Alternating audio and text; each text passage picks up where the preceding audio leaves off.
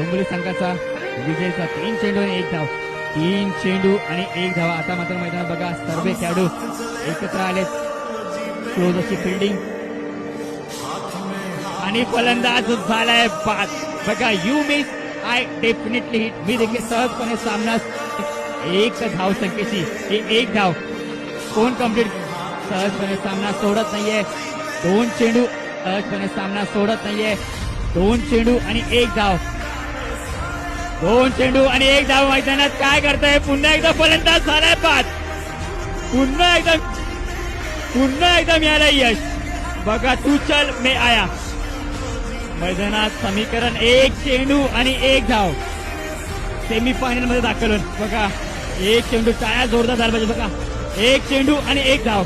कोणता संघ साई इलेव्हन डोंबिवली का. आणि आता मात्र मैदानात काय घडतंय सेमीफायनल मध्ये दाखल झालाय तोच म्हणजे साई इलेव्हन डोंबिवली संघ. बघा 6 चेंडू 6 धावा डिफेन्स झालेत.